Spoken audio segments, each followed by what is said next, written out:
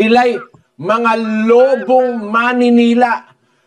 Tao sa labas, pero sa loob, ang nasa loob, yung pagka-animal o pagkahayop. Kasi yung pagkataong loob at yung pagkataong labas, magkaiba po yun.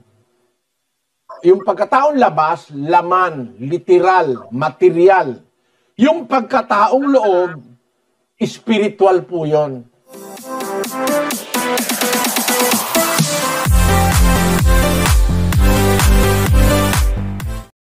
Sa oras na ito, mga kaibigan, gusto ko pong mag-share sa inyo ng isang topic na kung saan ay tungkol po ito sa iglesia. Kasi mga kapatid, hindi po lingid sa atin, maraming nag-aangkin sa mga iglesia na sila daw ang totoo, sila daw ang tunay. Yung mga iba, gaya ng mga Katoliko, makinig po kayo mga Katoliko, sabi ng mga iglesia Katoliko, sila daw ang totoo dahil ayon sa history, sila daw ang sinasabi sa history na tatag ni Kristo. Kahit i-google mo pa daw, sila daw yung itinatag ng Panginoong Hesukristo. Sa mga iglesia naman ni Kristo, ayon sa kanila, sila daw ang itinatag ni Kristo kasi sabi niya, sa batong ito itatayo ko ang aking iglesia. Kaninong iglesia? Yan ay iglesia ni Kristo dahil si Kristo ang nagtayo.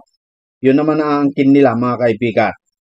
Ganun din ang Katoliko, yun din ang angkin nila dun sa Mateo 16:18. Ang mga Sabadista naman, mga kababayan, ay ang angkin naman nila, sila daw naman yung nalabi na binhi ng babae, mga kaibigan. So, kanya-kanyang angkin. Ngayon, si kapatid na Eli naman, sinasabi niya, siya daw ang iglesyang totoo dahil ang pangalan niya ay Iglesia ng Diyos. Pero sa oras na ito, mga kaibigan, gusto ko pong mag-share sa inyo. Ito po ay maliit lamang po na video ng kapatid na Eli, pero gusto kong iparinig kung paano niya idinitalye yung identity ng tunay na iglesia. Para makita mo, mga kaibigan, kasi panay angkin na ng iba, angkin ng Iglesia ni Kristo, angkin ng Katoliko, Sabadista, Saksi ni Jehovah, mga born again, mga etc. etc. Ang angkin nila, sila daw ang totoo. Pero ang tignan natin, hindi yung sinasabi ng kung sino man. Hindi yung sinasabi na dahil ba sinabi sa history, kayo na totoo. Tao din ang gumawa ng history. O ngayon, ang titignan natin, yung Biblia, ano ang identity ng tunay na iglesia. Yan po ang maalalaman natin dito po sa video na gusto kong i-share sa inyo. Video po ng kapatid na Eli. Ito, mga kaibigan, pakinggan natin. Kung paano niya ipapakita, i-describe yung identity ng tunay na iglesia ng Diyos o iglesia ni Kristo o binuo ng Panginoong Hesukristo. Narito po. Teaser na tutuksoin ka para panoorin mo yung pelikula, magpapakita ng ilang eksena. Tawag yata sa Tagalog nun, pakita. Pakita. No? Nung araw na matagal ng panahon, pakita ang tawag doon. Manood ka ng sine, hindi naman yun ang pinapanood mo, pero isisingit nila, may pakita, para matukso kang panoorin yung darating na pelikula. Yes. Ngayon, ganun din naman ang mga ibang babae. Hindi ko naman nila lahat. Nagpapakita talaga sila. Kalahati nung kanilang suso, pinapakita, para magka-interes kang tignan. Kaya nga ang sabi, marami ikang napapalingon. Pagka ang babae, tamang-tama ito, para sa mga Katoliko ito. Yung nag-angkin pa naman na sila daw ang tatag ni Kristo. Ayon sa history, ito, pakinggan nyo mga Katoliko. Ang bihis tila artista. Ngayon, ang aking punto, mga kapatid, sa iglesia ng Diyos, hindi sa ibang iglesia, no? Sa ibang iglesia kasi wala silang pakialam kung ano isuot mo. Pero pag mag-aaral tayo ng doktrina ng Panginoong Hesus, may utos ang Diyos na pananamit kung paano ka mananamit. Dadamitan mo yung pagkatao mong loob Yes. at saka yung pagkatao mong labas. Lumalabas, mga kapatid, meron po palang dalawang pagkatao ang mga anak ng Diyos na nasa iglesyang katotohanan. Dalawa ang ating pagkatao at ang ating ibibihis sa pagkataong labas at sa pagkataong loob, may utos po ang Diyos. No? Para maintindihan lang ninyo, umpisahan na natin. Ano ang pagkakaiba ng mga anak ng Diyos sa ibang mga tao? Yung pong mga anak ng Diyos, gaya ng mga apostol, gaya ng mga unang Kristiyano, ano pagkakaiba nila sa ibang mga tao? Basahin po natin ang 2 Korinto 4:16. Kaya nga, hindi kami nanghihimagod, bagamat ang aming pagkataong labas ay pahina, ngunit ang aming pagkataong loob ay lumalakas sa araw-araw. Nagsasalita ang Apostol Pablo, hindi kami nanghihimagod, we faint not. Bagaman ang aming pagkataong labas ay pahina, ngunit ang aming pagkataong loob ay lumalakas sa araw-araw. Sa aral po ng Ebanghelyo, may dalawang pagkatao ang isang tao. Basahin natin sa English. For which cause we faint not, but though our outward man perish, yet the inward man is renewed day by day. Ayan. Meron pong tinatawag na outward man o pagkataong labas at meron namang inward man na pagkataong loob. Na yung pagkataong labas na siya nga yung ating katawan, yung ating laman, no? Napapagod yun eh. Tumatanda yun eh. Nirarayuma. Minsan, di ka na makatakbo. Pero yun ang aming pagkataong loob, sabi ni Pablo, malakas yun. Kasi yung pagkataong loob at yung pagkataong labas, magkaiba po yun. Yung pagkataong labas, laman, literal, material. Yung pagkataong loob, spiritual po yun. Basahin natin ang 18, diyan din yung kasunod na talata. Samantalang kami ay nagsisitingin, hindi sa mga bagay na nangakikita, kundi sa mga bagay na hindi nangakikita, sapagkat ang mga bagay na nangakikita ay may katapusan. Datapwat, ang mga bagay na hindi nangakikita ay walang hanggan. Nagkukumpara siya sa pagkataong labas at sa pagkataong loob.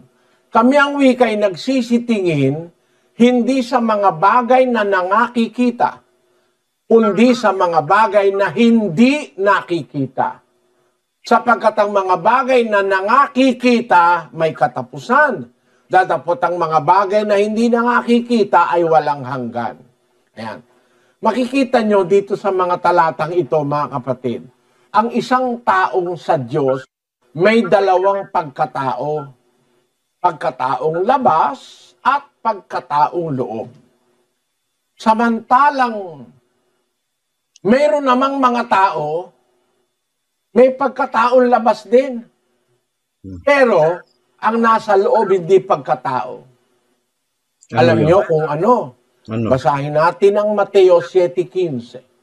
Mag-ingat kayo sa mga bulaang propeta na nagsisilapit sa inyo na may damit tupa, datapwat sa loob ay mga lobong maninila. Sa English is kapatid na Daniel.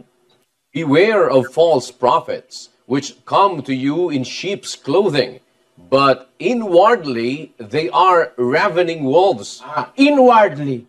Ang nasa loob nila, hindi pagkataong loob, pagkahayop.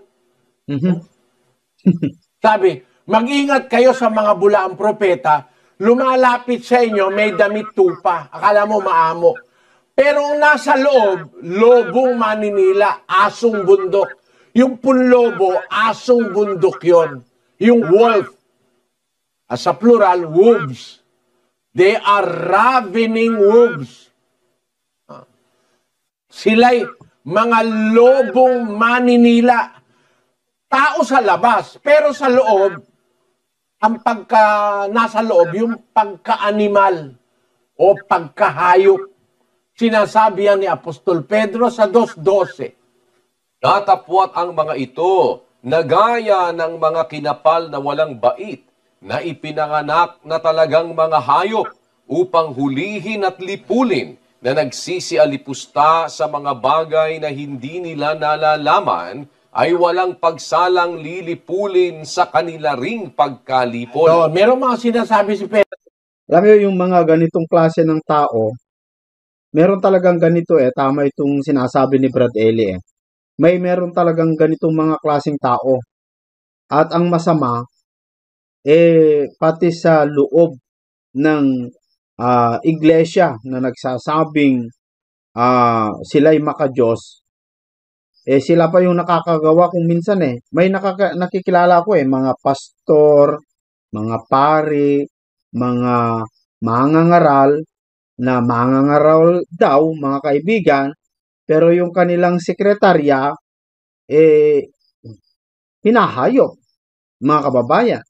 No, meron talaga ganito mas marami ito diyan po sa loob ng gobyerno. O ito, hindi po ito haka-haka, hindi po ito paninira. Pero talaga napakarami na akala mo damit tupa yung kanilang paglilingkod, akala mo napakabuti sila, pero mas malala pa sila sa hayop. Buti nga yung hayop, pag nabusog na tumigil na yan Pabayaan na yung, for example, yung mga leon, kapag ano sila ng isang kalabaw, o isang baboy ramo, nakahuli sila, kakainin yon. Pero kapag sila po'y nabusog, kasi kung elepante man yung tiyempuan nila, napakalaki yung katawan. Kapag nabusog po sila, yung mga leon, iwanan na nila yon, pabayaan na. Pero itong mga ganid na politiko, mga kababayan, na akala mo napakabait, napakaganda yung mga talumpati. Ang problema dyan, mga kapatid, hindi nabubusog yan. May mga pastor din na ganon, na hayop kung umasta. May mangangaral din, pumapatay. Sila pa yung nagsasabing sila daw ang totoo na itinatag ni Kristo. Sila daw yung iglesia na itinayo ni Kristo dahil sinabi sa history. Yung iba naman dahil sabi ni Kristo, sila daw yung itinatag niya dahil King Iglesia. Dahil kapangalan nila, sila na din daw, mga kababayan. Yung mga iba naman, sila daw yung nalabi. Pero mga kapatid at mga kababayan, napakaganda itong isineshare ni kapatid na Eli kasi itong sinasabi niya, yung dalawang pagkatao ng tao. Na meron pala tayong dalawang pagkatao. Na yung pagkatao natin, yun ay pagkataong espiritual. Mas maganda ay ituloy natin. Pedro, mga tao na parang mga hayop. Totoo yun. Kaya, dalawang klase po ang tao. Isang tao sa loob, may pagkataong loob. Tao. Meron tao, may pagkataong labas, pero sa loob, pagka-animal. Pagkahayop. Kahayop. Paano natin papatunayan? Hindi ba may ama nire-rape yung anak niya? Hindi ba gawain ng hayop yun? Na mismo ang anak niya, inaasawa niya? Hindi ginagawa ng hayop yan. Kasi napapansin ko yung aso namin, aso na yun yung magkapatid na aso, hindi niya inaano yung kapatid niya Pati yung nanay niya, hindi. Kahit hayop man, hindi niya ginagalaw yung kapatid niya o yung nanay niya, hindi ginagalaw yung aso. Aso na yun mga kapatid. Mas malala pa itong sinasabi ni kapatid Nelly na mayroong tao na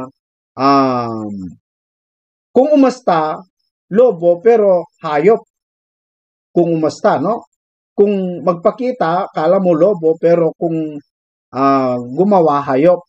Pero mas malala pa dyan, mga kababayan. Bakit? Kasi, mga kapatid, yung hayop, buti pa yung hayop, hindi galawin, hindi ripin yung kapatid yung kapatid, yung anak, o yung nanay pero may tao, mas grabe pa sa hayop. Hindi na hayop yon, demonyo na yon, mga kapatid. Yung anak mo, ripin mo, demonyo na nagpapagalaw, no, mga kababayan. Hindi lang hayop, mas malala pa sa hayop. Kung tao ka talaga, hindi mo aasawahin yung anak mo Mandidiri ka sa sarili mo. Yes. Pero bakit? May mga tao asal hayop. Kasi ang nasa loob, pagkataong labas, tama, tao siya. Yes. Pero ang nasa loob, hindi pagkatao, pagka-animal. Pagka-hayop. May ugaling hayop. Ikalawang Pedro 2:22. Nangyari sa kanila ang ayon sa kawikaang tunay, nagbabalik na muli ang aso sa kanyang sariling suka, at sa paglulubalob sa pusali ang babaeng baboy na nahugasan. May pagkahayop talaga. Kumbaga sa aso, kinakain yung suka niya.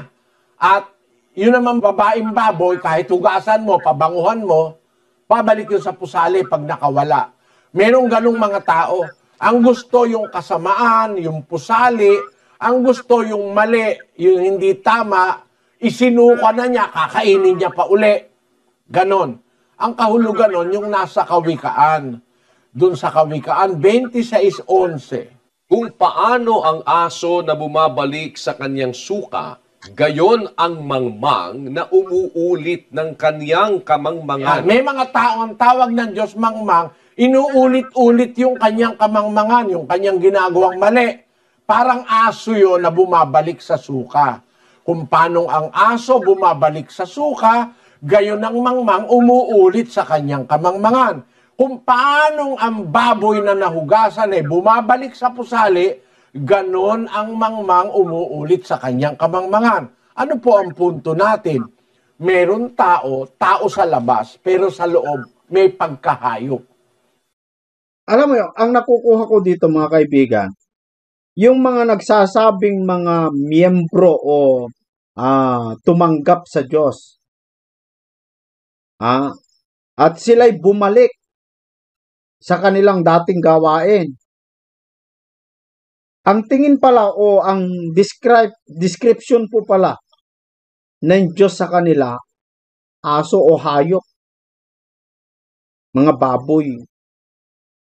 Alam naman po natin, yung baboy hindi magtatagal yun Ang katunayan, yung literal na baboy, hindi basta pwede na siyang katayin mamamatay na yan Ibig sabihin, yung mga taong gumagawang ganon, na nagbabackslide o umaalis sa aral ng Diyos,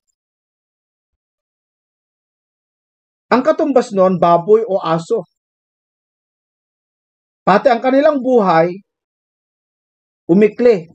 Bakit? May katapusan na Kaya napakasama, mga kaibigan, at lalong napakasama, yung mga umaangkin na sila ang totoo, sila ang tatag ni Kristo ayon sa history, pero ang gawain po nila, mga kaibigan, mga kababayan, asal baboy o hayop, hindi magtatagal yan. Humaba man ang buhay nila dito sa mundo dahil marami silang pera o marami silang kakayahan magpagamot, pero hindi aabot yan ng 100 years. Mamamatay din. Kaya, bakit ka, tulad yung mga nagpapahayag dito sa YouTube, yung mga nangangaral, alam na nila mali yung kanilang pinapangaral. Hindi po akma yung kanilang doktrina, dyan po sa Biblia, itutuloy pa rin nila, mga kaibigan, ay mas lalong delikado yun Kasi hindi lang siya mapapahamak, kundi humihila pa ng mapapahamak katulad niya. Parisyo ang ano parisyo ang tawag ni Kristo sa mga ganun mga eskriba at mga pariseyo na mapagpaimbabaw. Ang ganda itong doktrina ni kapatid Nelly, mga kaibigan. Napakaganda kung i-analyze mo lang yung kanyang mga sinasabi. Napakaganda po. Napakaganda. So, ang identity ng iglesia, mga kapatid, na tunay na iglesia, dapat sumusunod doon sa tunay na aral ng Biblia. Ako kasi mga kaibigan, kahit meron akong pananampalataya, may pinapaniwalaan. Kapag napakinggan ko na mali po ako doon, handa po akong bawiin yung mali. Hindi naman masama yung tumanggap ng pagkakamali. Alam mo nga mali, titindigan mo pa rin at magpapalusot ka pa rin, yan ang napakasama. Pero kung tanggapin mo, nagkamali ka, tanggapin mo. Kasi nakita mo hindi naman lahat ng nag-aaral sa Biblia, mga kaibigan lahat ng kanilang sinasabi tama na. Como inangkin niya na siya ay sugo, mga kababayan. Hindi po, wala nang sugo ngayon. Si Kristo ang pinakahuling sugo. At ang isinugo niya yung mga apostol, pero yung mga apostol, ang kanilang ipinapangaral-aral ni Kristo, hindi nila aral. Mga kapatid. At sila yung kahuli-huli ang sugo ng Panginoong Hesukristo. Kaya wala nang sugo-sugo ngayon. Kasi ang tunay na sugo, hindi nagkakamali yan. Sinong mga mangangaral, sinong nag-angkit, sinong nagtatag ng relihiyon, sekta. Yung mga nagtatag, yung mga nagrehistro ng mga kanilang sekta na walang kapintasan. Lahat naman meron May pagkakamali lahat mga kaibigan, mga kababayan Yung ipinapangaral mo, na akala mo'y totoo, pero kapag nalaman mo, nakita mo, natuklasan mo, sa tagal na iyong pag-aaral ng salita ng Diyos, natuklasan mo mali, bakit masama ba kung tanggapin mo? Tulad yung, ang doktrina mo, si Kristo'y tao. Pero napatunayan mo na si Kristo hindi tao, dahil si Kristo ay nanggaling sa Diyos, bumaba mula sa Diyos. Sino ba namang taong bumaba mula sa langit? Meron ba nun? Mga kaibigan, meron man tao na bumaba mula sa langit? Kapag nalaman mo yon, na pag-aralan mo talagang totoo, wag mo nang ipalusot. Masama po yun. Pagmamataas yun o pride.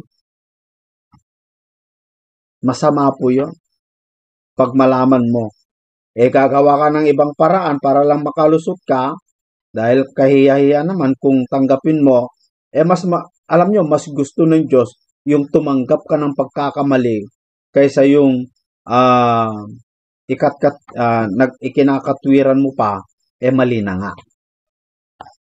Ang ganda mga kaibigan ipinapakita ni Brad Eli yung dalawang uri ng pagkatao ng isang taong tao ng Diyos. Ituloy natin. Pero meron pong mga tao, pakinggan nyo ako mga kababayan, huwag kayong magagalit sa akin. Ulit-ulit kong sinasabi, pakinggan nyo lang. Salita po ng Diyos ang sinasabi ko, wala akong idinadagdag. Binabasa ko lang. Yes. Pakinggan nyo ito. Meron pong mga tao na ang pagkatao niya labas, ang loob niya pagkahayop. Kahayop talaga. Meron namang mga tao, ang pagkatao niyang labas, tao. Pero ang kanyang loob, pagkatao pa rin. Tawag ni Pablo, pagkataong loob. Tao pa rin siya sa loob, tao pa rin siya sa labas. Ano po ba ang kahulugan ng salitang tao sa Biblia? Maganda to. Ang kahulugan ng salitang tao, 1:26 ng Henesis. At sinabi ng Diyos, lalangin natin ang tao sa ating larawan, ayon sa ating wangis, at magkaroon sila ng kapangyarihan sa mga isda sa dagat, at sa mga ibon sa himpapawid, at sa mga hayop, at sa buong lupa at sa bawat umuusad na nagsisiusad sa ibabaw ng lupa. Ang orihinal na kahulugan po ng tao, yung nilalang ayon sa larawan ng Diyos at binigyan ng Diyos ng karapatan maghari sa mga isda, sa mga ibon, sa mga hayop, dun sa lower forms of creatures. Yun po ang orihinal na kahulugan ng tao. Isang nilalang na nilalang sa wangis at larawan ng Diyos. Isang bagay na mabuti. Isang bagay na hindi masama ang tao. Isang nilalang na hindi masama kasi nilalang sa larawan ng Diyos. Paano natin mararamdaman kung meron tayong pagkataon loob o pagkahayop? No? Ano po ang palatandaan kung ang nasa loob mo pagkatao pa rin o pagkahayop na? 7:22 ng Roma. Sapagkat ako'y nagagalak sa kautusan ng Diyos ayon sa pagkataong loob. Ayon, yung palang pagkataong loob, yun pala nakakaramdam ng ligaya o galak sa kautusan. Ayon. Meron tao po galit sa kautusan eh. Meron tao galit sa Diyos eh. Gaya ng mga ateista. Meron tao galit sa kautusan, ayaw ng kautusan. Pero pag nararamdaman mo na natutuwa ka sa kautusan ng Diyos, halimbawa, huwag kang papatay. Ang pakiramdam mo, yun ang gusto mo, hindi ka papatay. No? Kaya kahit na galit ka na, hindi ka pumapatay. Meron tao, hindi galit, pumapatay na. Yung may pagkataong loob, natutuwa siya sa kautusan. Huwag kang mangangalo niya. Hindi nga siya nangangalo niya. Mahal niya asawa niya, tapat siya sa asawa. Eh meron pong lalaki, galit sa asawa. Ang utos ng Diyos, iibigin mo yung asawa. Meron lalaki, galit sa asawa. Bakit? Eh meron siya ibang kinakalantari eh. Oo. Kaya galit na siya sa asawa niya na nagsilbi sa kanya sa loob ng 30, 25 taon. Ngayon galit na siya kung kausapin niya, pabalang, pasigaw, nagkamali ng konti, tatadyakan, sasampalin. Kasi meron na siyang ibang kinakalantaring babae. Ugaling hayop na siya. Hindi na siya marunong tumanaw ng utang na loob sa babae na naglingkod sa kanya ng 30 taon o 20 taon o 25 taon na ipinaglabas siya yung karsunsilyo niya, na yung kanyang bripe na iputan niya. Ganun ang babae. Naiput yung asawa sa brief, kung may kumakain, pasensya na kayo. Eh nagtatai siya, naiput sa brief.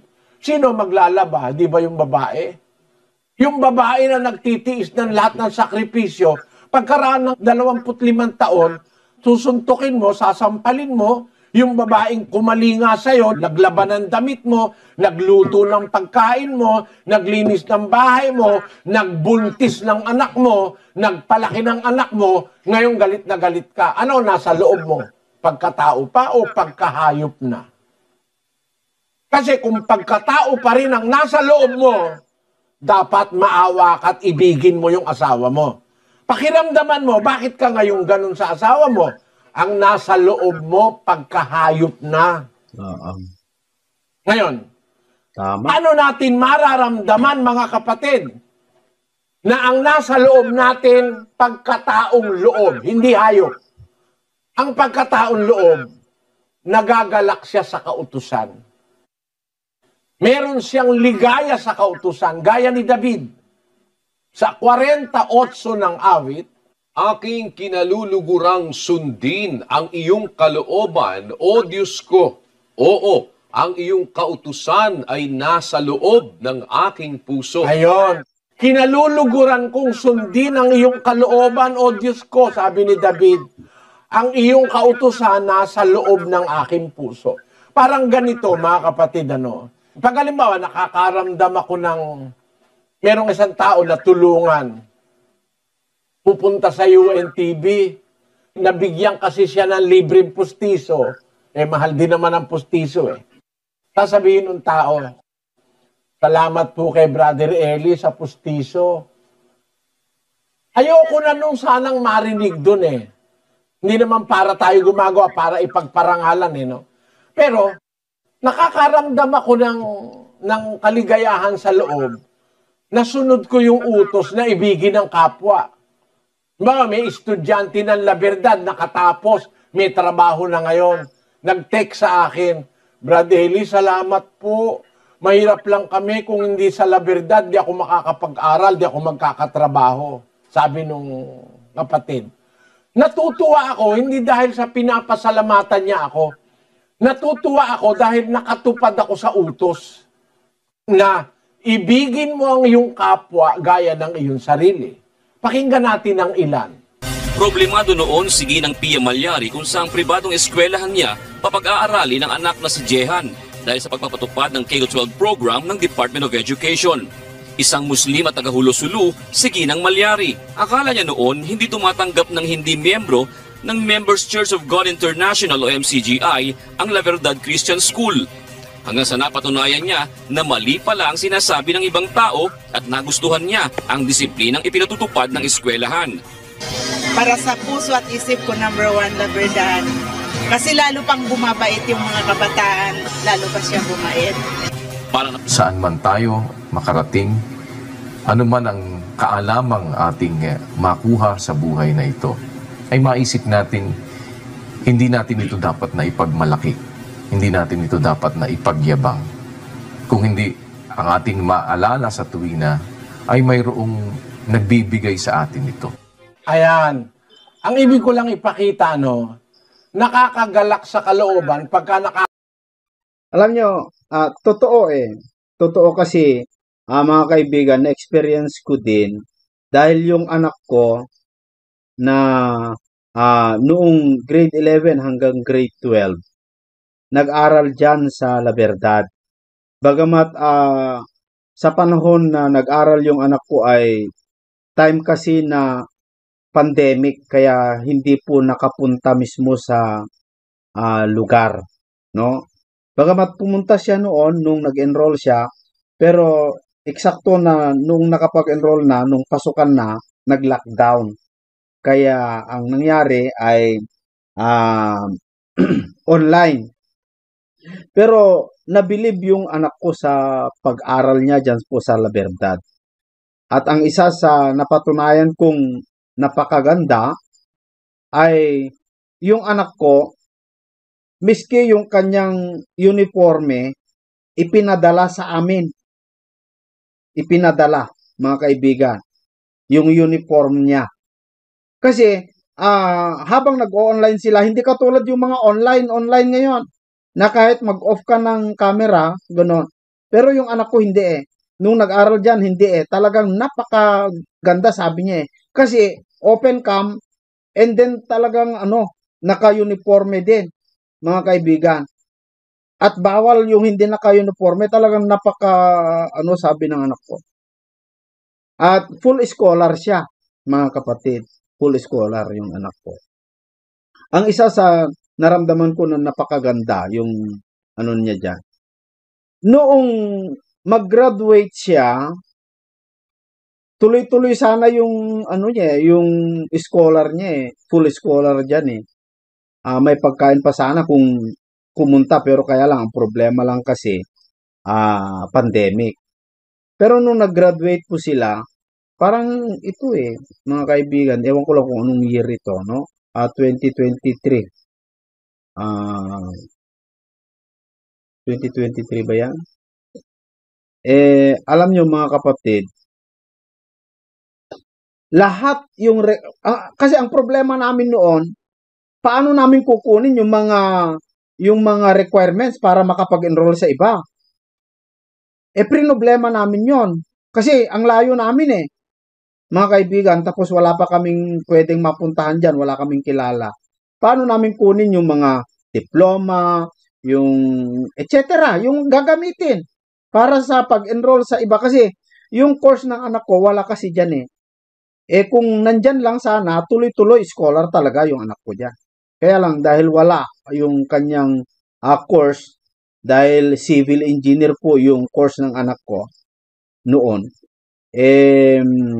dahil wala dyan, siyempre mag-enroll sa iba.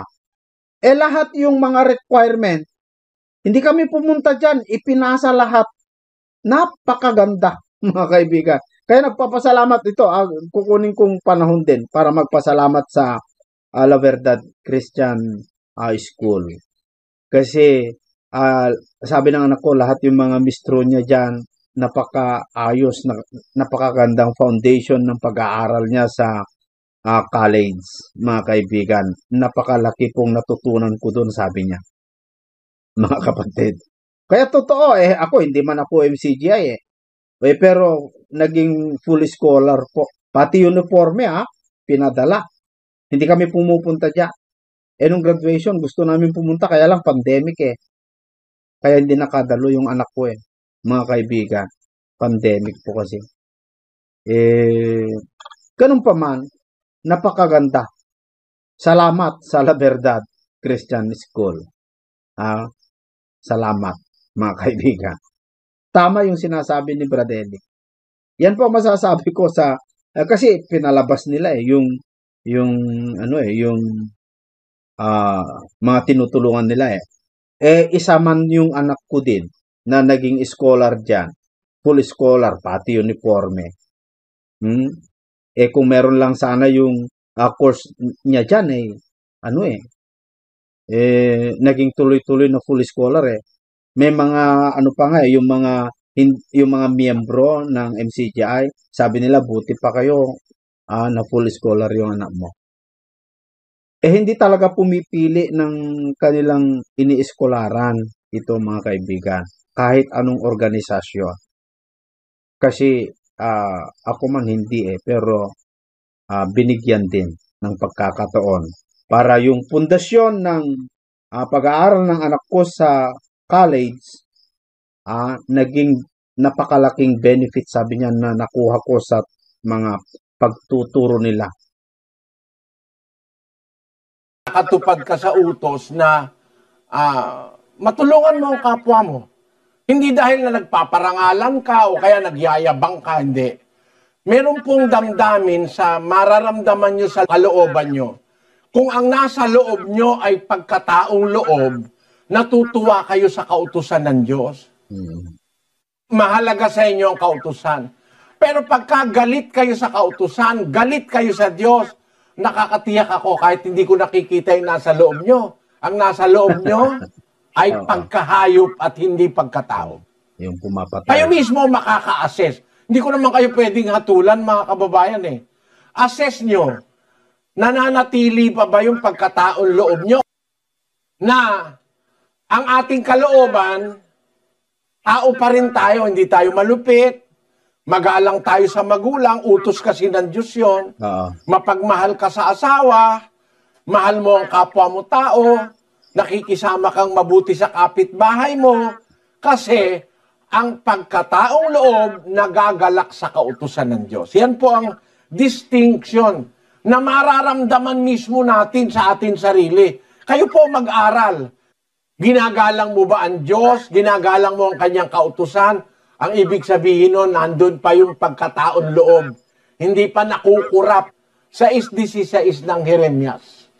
Ganito ang sabi ng Panginoon, magsitayo kayo sa mga daan at magsitingin kayo at ipagtanong ninyo ang mga dating landas kung saan nandoon ang mabuting daan at magsilakad kayo roon at kayo'y mga kakasumpong ng kapahingahan sa inyong mga kaluluwa. Ngunit kanilang sinabi, hindi kami magsisilakad doon. Ayaw nila sa Diyos, ayaw nila ng utos. Sabi ng Diyos, ipagtanong nyo yung mga dating landas, nasan ba yung mabuting daan? No? Lumakad kayo ron, makakasumpong kayo ng kapahingahan sa inyong kaluluwa. Ang sabi ng mga Swail, hindi kami lalakad doon. Yun ang mga may mga pagkahayop na loob. Ayaw sa kautusan ng Diyos. Ayaw nila. Basahin natin ang Juan 3:19. At ito ang kahatulan na naparito ang ilaw sa sanglibutan at inibig pa ng mga tao ang kadiliman kaysa ilaw sapagkat masasama ang kanilang mga gawa. Merong mga tao, dumating si Kristo sa lupa, na parito ang ilaw sa sanglibutan. Sino ba yung ilaw sa sanglibutan? Basahin nga natin muna yung 8:12 ng Juan. Muli ngang nagsalita sa kanila si Jesus na sinasabi, "Ako ang ilaw ng sanglibutan." Ang ilaw pala ng sanlibutan si Kristo. Ang sabi ni Juan, ito ang kahatulan na parito ang ilaw sa sanlibutan si Kristo. Inibig pa ng mga tao ang kadiliman kaysa ilaw, sapagkat masasama ang kanilang mga gawa. Di ba merong mga tao talagang mas gusto pa ang masama? Mas gusto ang pumatay kaysa magmahal sa kapwa. Mas gusto ang mambabae kaysa ibigin yung asawa. Mas gusto ang magnakaw kaysa sa gumawa ng mabuti. Mas gusto ang magsinungaling kaysa magtapat. Shout out yung mga yung mga mamamatay tao na relihiyon. Marami magbasa ka sa history, mga kaibigan, sa balita, mga kapatid. Makikita mo yung mga relihiyon na umaangkin na sila daw ang totoo pero mga kriminal.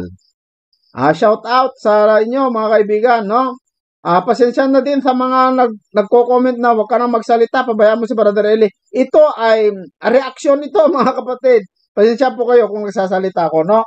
Pero putulin ko na dito, mga kaibigan, hindi ko na po ito matapos. Yung mga gustong manood ng kabuuhan nito, yung kabuuan nito, video na ito, punta po kayo, magpadoktrina po kayo, punta po kayo sa mga lokal, at magpadoktrina po kayo. Buo, mapapanood nyo, walang reaksyon. Napakaganda nito, mga kaibigan, no? Napakaganda nito. Kung wala po sa inyo, malapit, o hindi nyo alam kung asan yung lokal, alam nyo, ang gagawin po ninyo ganito. I-Google Map nyo na. I-type nyo yung dating daan, o yung MCGI pala, no? MCGI na kasi ngayon eh. I-type nyo yung MCGI. I-Google Map yun, makikita nyo, mga kapatid, kung asan yung malapit sa inyong lugar. Para mapanood nyo yung buo, mga kaibigan, kasi putulin na natin ito. Napakaganda yung dinidiscuss po ni kapatid Nelly, na yung identity ng tunay na iglesia. Tayo kasi yung iglesia eh. Tayo yung templo. Ang identity ng tunay na iglesia ng Diyos, mga kaibigan, para sa akin, sa aking naunawaan, natutuwa sa mga turo o aral ng Diyos. Kasi, ang tunay na sa Diyos, mga kapatid, dito po sa libro ng Juan, sa 8:47, no?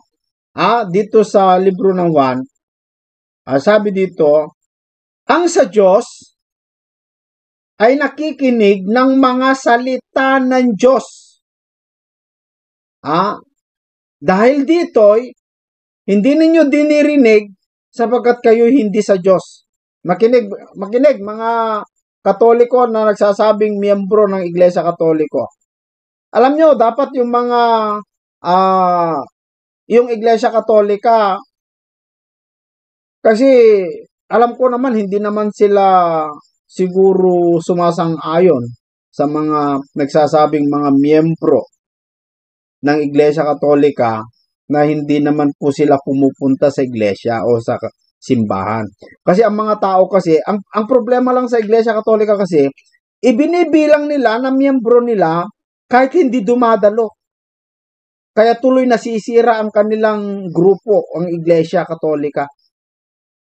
Pero hindi lang dahil nasisirat sila doon, kundi dahil sila ay sirang-sira. Kasi, miski yung dumadalo, pagkadalo niya, pagka-uwi niya, pwede kahit anong gawin niya. Ang sabi dito sa talata, mga kaibigan, ang sa Diyos ay nakikinig sa mga salita ng Diyos. Yung nakikinig, ibig sabihin, gumaganap, tumutupad. nag-o-obey, sumusunod ng alin? Sa salita na napapakinggan niya sa Diyos. Yun ang tunay na nakikinig. Yung word kasi na nakikinig, ibig sabihin, gumaganap o gumagawa. Yung sa Diyos daw ay nakikinig o sumusunod sa mga salita ng Diyos. Kahit dumadalo ka sa simbahan, kahit dumadalo ka sa iglesia ng Diyos, kahit dumadalo ka sa iglesia ni Kristo, sa Sabadista, sa MCGI, kung hindi ka naman talaga nakikinig, wala din, useless din, mga kaibigan. Kasi ang sa Diyos, nakikinig o sumusunod. Yung salita kasi na nakikinig, ang ibig sabihin niyan, sumusunod ng mga salita ng Diyos. Sabi dito, dahil dito hindi ninyo dinirinig, bakit? Sapagkat kayo'y hindi sa Diyos. Kahit naman may relihiyon ka, may sekta ka, kung hindi ka naman talaga sumusunod, wala din. Mga kaibigan at mga kababayan, wala din. Dahil ang gusto ng Diyos, kung talagang ikaw ay sa Diyos, makikinig ka. Huwag kang pumatay. Kasi ang utos po ng Diyos ay ibigin mo ang iyong kapwa gayas ng iyong sarili. Ibigin mo ang iyong kaaway. Bakit ka pa pumatay kung gano'n? Yung history naman, Esel, ay yung mga pinatay doon yung mga kumontra sa aral ng simbahan. Biski kumontra. Dahil ba kumontra, patayin mo na. Yung kasi ang palusot ng mga taga-punto por punto mga kaibigan na yung mga pinatay daw doon sa Inquisition, nilabanan kasi nila yung doktrina ng Iglesia Katolika. Ba't kasi nilabanan? Ba't tinutulan? Siguro may nakita silang mali. O ganun pa man, hindi man siguro, para sa inyo, hindi mali yung tinutulan nila, kundi sila yung mali. O sige, sabihin na natin, ba't nyo patayin? Si Kristo nga na, ang daming tumutol sa kanya Mga iskriba at mga Pariseyo Tinutulan nila si Kristo Meron pa nga, nung pumunta doon sa kanyang sariling bayan gustong itulak sa bangin pero pinatay ba niya? Nung tinutulan nila yung kanyang itinuturo, pinatay ba niya? Ang sabi pa nga ni Kristo, Ama, patawarin mo sila sapagkat hindi nila alam ang kanilang ginagawa. Pinagdasal pa mga kaibigan ito namang mga relihiyon na kilala sa Guinness World Record. Na Guinness nga, mga kaibigan, sa World Record, masama naman. Pagpatay naman. Mga kapatid. Sabi nila kasi lumaban daw. Lumaban daw sa aral. Miski sabihin natin lumaban sa aral, ba't mo patayin? Bawal nga pumatay Sa Diyos ka ba niyan? Yung kumontra sa'yo, dahil kumontra, patayin mo na. Sa Diyos ba yun, mga kapatid? Hindi. Kahit kumontra, mahalin mo pa rin. Dahil yan ang utos. Kung talagang ikaw ay sumusunod sa utos, mahalin mo pa rin. Yung kaaway mo na nagugutom, pakanin mo, sabi mga kaibigan Kung nauuhaw, painumin mo. Yung mga iba naman, pinapatay. Ipinapakita kung ano yung kanilang identity. Yan po yung gustong i-point ng kapatid na Eli, mga kaibigan. Yun po yung kanyang gustong i-point dito. Well, nasa sa inyo, mga kaibigan, kung maniniwala kayo o hindi. Pero ito po ay nasa Biblia, mga kaibigan. So, hanggang sa susunod po muli, mga kapatid. Pasensya na yung mga nagko-comment na huwag ka nang magsalita, pabayaan mo si Brad Eli. Ulitin ko, mga kaibigan, reaction po ito. Reaction ito. Kung gusto nyong manood na walang reaksyon, punta kayo sa MCGI channel. Lahat yun walang reaksyon. Buo. pumunta po kayo roon. Mga kapatid. At yung mga nanunood, nakasubaybay lagi sa atin, salamat po sa inyong lahat. At yung mga nanunood na nag-subscribe, maraming salamat po sa inyong lahat. Lalong-lalo kay kapatid na Milo, mga kaibigan, kasi si kapatid na Milo, nagpapasalamat talaga ako, no, mga kaibigan. So, sino pa? Sa susunod po muli, mga kapatid, kita-kita po tayo dito sa ating programang Expose the Truth.